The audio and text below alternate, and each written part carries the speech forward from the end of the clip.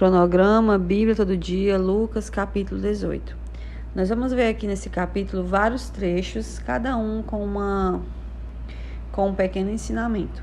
Primeiramente, nós vamos ver a respeito da parábola da viúva persistente, onde o Senhor vai ensinar, a importância de nós não desistirmos de orar por uma causa. Porque aqui o Senhor, ele explica que se um homem, um ser humano, um juiz, que além de tudo era iníquo, ele chegou um momento que ele atendeu a causa dessa viúva que persistiu em procurá-lo, o que dirá ele, que é poderoso, que é santo, que é nosso Pai? Ele será que não vai atender as nossas petições? Então o Senhor, ele com certeza nos fará justiça. Versículo 7 diz isso: acaso Deus não fará justiça aos seus escolhidos, que clamam a ele de dia e de noite? Continuará os fazendo esperar? Eu lhes digo, fará justiça e depressa. Amém? Depois nós vamos ver sobre a parábola do fariseu e do publicano, onde o fariseu, ele se achava, ele se confiava na sua própria justiça, porque orava, porque dizimava.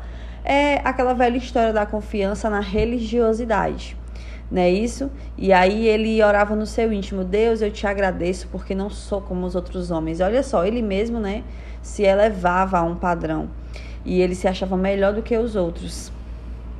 Jejum 2 vezes por semana, dou o dízimo, Isso aí é aquela velha história de nós acharmos, e das pessoas muitas vezes acharem que são amadas por Deus, que terão a salvação por merecimento, por aquilo que elas fazem, o legalismo. E não é, nós sabemos que não é.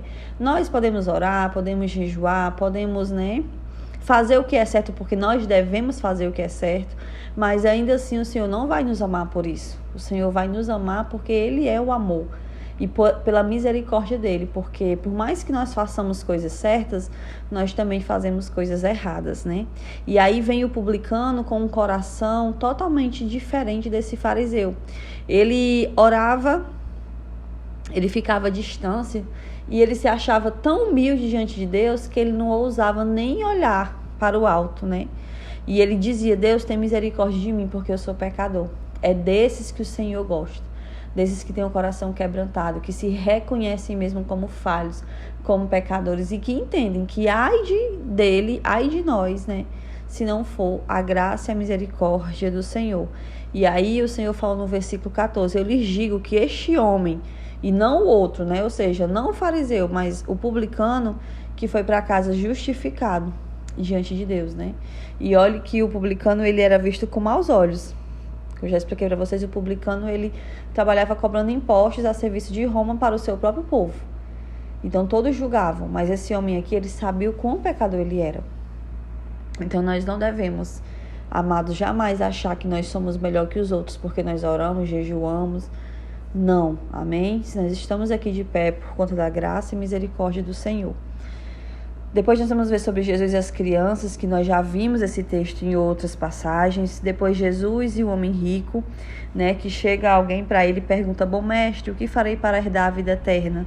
E o Senhor já começa dizendo: por que você me chama bom? Não há ninguém que é bom, a não ser somente Deus.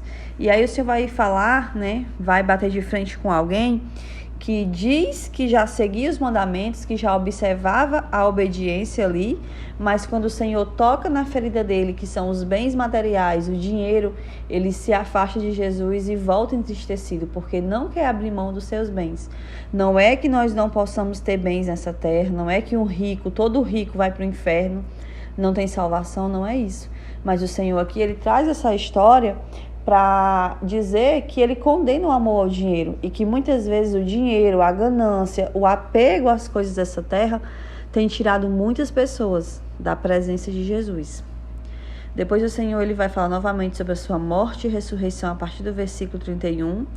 Ele vai chamar os discípulos e vai dizer: estamos subindo para Jerusalém e tudo que está escrito pelos profetas acerca do Filho do Homem, quem é o Filho do Homem? O próprio Jesus, se cumprirá.